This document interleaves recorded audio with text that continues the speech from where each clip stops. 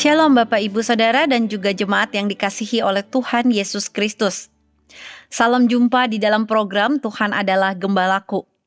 Dan hari ini kita bersyukur memasuki minggu-minggu terakhir. Hari-hari terakhir di penghujung tahun 2025, kita boleh tetap merenungkan akan kebaikan, kasih, dan kemurahan Tuhan dalam kehidupan kita. Saudara, mari kita sama-sama membaca dari Yakobus pasalnya yang kelima, ayatnya yang ke-13 sampai ayatnya yang ke-18. Demikian firman Tuhan. Kalau ada seorang di antara kamu yang menderita, baiklah ia berdoa. Kalau ada seorang yang bergembira, baiklah ia menyanyi. Kalau ada seorang di antara kamu yang sakit, baiklah ia memanggil para penatua jemaat, supaya mereka mendoakan dia serta mengolesnya dengan minyak dalam nama Tuhan. Dan doa yang lahir dari iman akan menyelamatkan orang sakit itu dan Tuhan akan membangunkan dia, dan jika ia telah berbuat dosa, maka dosanya itu akan diampuni. Karena itu hendaklah kamu saling mengaku dosamu dan saling mendoakan, supaya kamu sembuh. Doa orang yang benar bila dengan yakin didoakan sangat besar kuasanya. Elia adalah manusia biasa sama seperti kita. Dan ia telah bersungguh-sungguh berdoa supaya hujan jangan turun, dan hujan pun tidak turun di bumi selama 3 tahun dan 6 bulan. Lalu ia berdoa pula dan langit menurunkan hujan dan bumi pun mengeluarkan buahnya. Saudara, di dalam kehidupan kita di dunia ini, kita punya banyak sekali pilihan. Sehingga sadar atau tidak sadar, kita itu sering kali menjadi orang yang racing. Ketika kita tidak suka dengan pilihan yang ini, maka dengan mudah tanpa berpikir panjang, kita akan memilih yang ini. Kemudian pilihan ketiga, pilihan keempat, dan sebagainya. Saudara, banyaknya pilihan di dalam dunia ini secara tidak langsung ini mempengaruhi kerohanian kita juga, saudara. Ketika kita mengalami suatu keadaan yang tidak kita sukai, maka sadar atau tidak sadar, kita biasanya akan memilih atau akan melakukan sesuatu yang pada umumnya orang-orang lakukan. Sadar atau tidak sadar, secara tidak langsung, kita pun menjadi orang yang menjadikan doa sebagai pilihan atau alternatif terakhir. Ketika semua pilihan, ketika semua kegiatan, ketika semua tindakan kita berujung pada jalan buntu. Saudara, di dalam bagian yang baru saja kita baca, Yakobus mengingatkan, mari gunakan hak istimewa yang kita punya untuk menghadapi berbagai keadaan. Yakobus mengingatkan doa adalah hak istimewa yang dimiliki setiap kita, anak-anak Tuhan, untuk menghadapi berbagai peristiwa, berbagai keadaan di dalam dunia ini. Apapun peristiwa, apapun keadaan yang kau alami, berdoalah. Dan itulah yang dikatakan dari ayat 13. Kenapa harus berdoa, saudara? Karena doa akan memberikan kita 3 hal atau membuat kita mengalami 3 hal. Yang pertama, saudara, doa memberikan kekuatan dalam hidup ini. Saudara, kalau saudara perhatikan di ayat 13, maka Yakobus mengatakan jika ada di antara kamu yang sedang berada di dalam masalah. Saudara, bahasa Inggrisnya menggunakan trouble.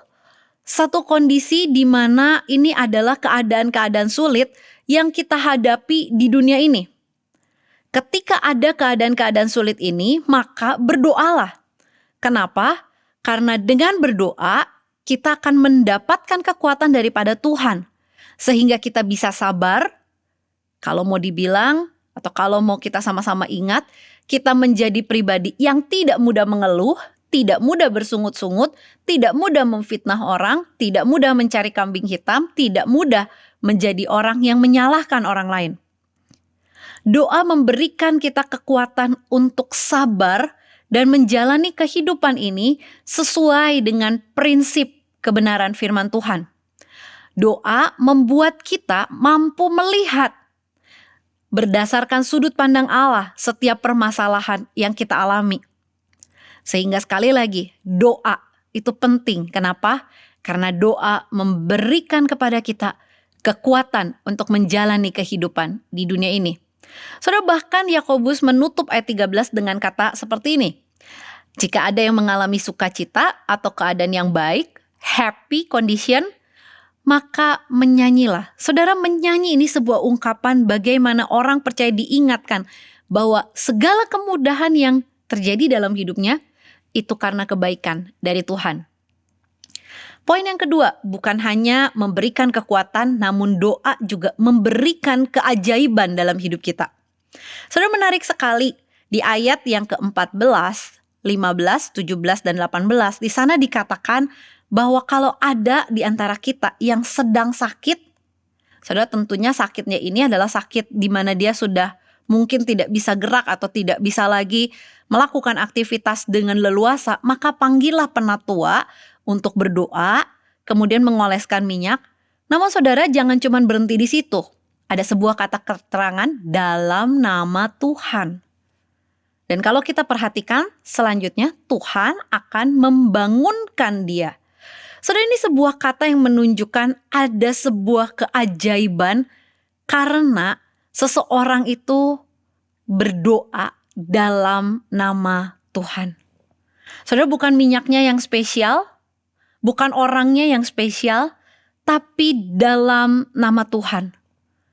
Saudara, di bagian selanjutnya ayat 17 dan 18 dikatakan juga Elia adalah manusia biasa seperti kita. Saudara, frasa manusia biasa seperti kita ini menunjukkan bahwa tidak ada yang spesial dengan Elia.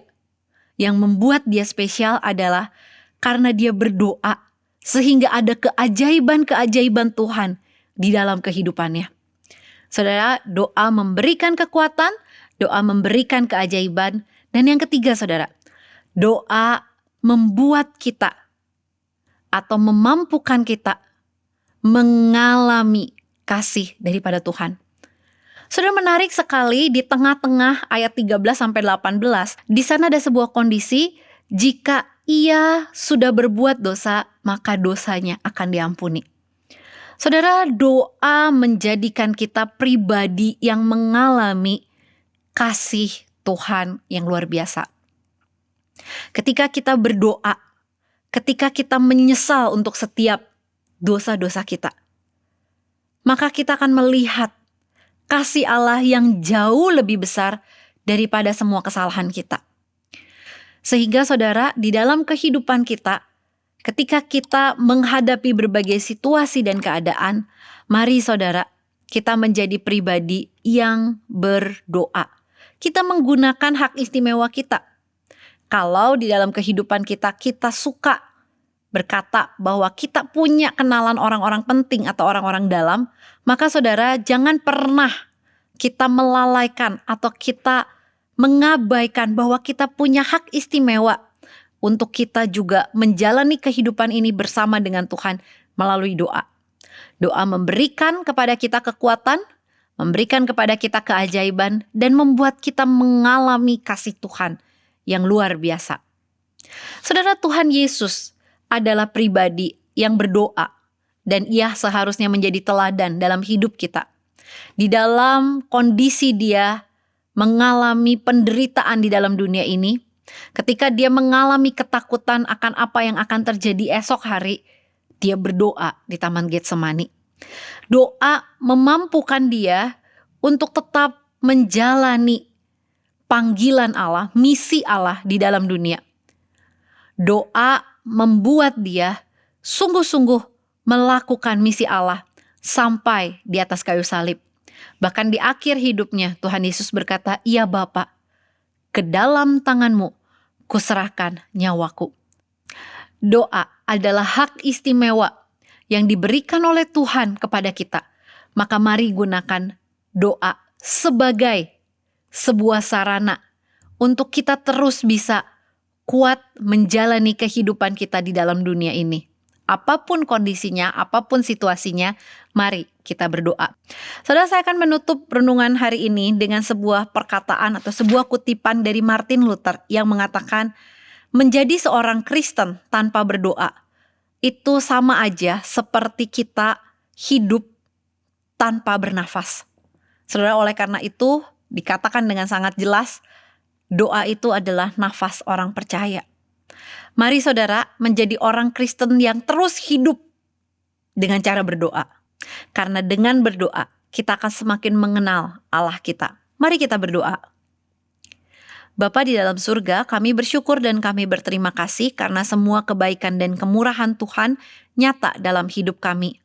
Tolong kami yang sudah diizinkan Tuhan melalui hari-hari di tahun 2025, biarlah kami terus mengandalkan Tuhan ketika kami mengakhiri tahun 2025 dan memasuki tahun 2026.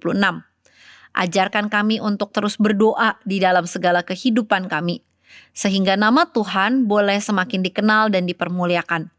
Dalam nama Tuhan Yesus kami bersyukur dan kami berdoa. Amin.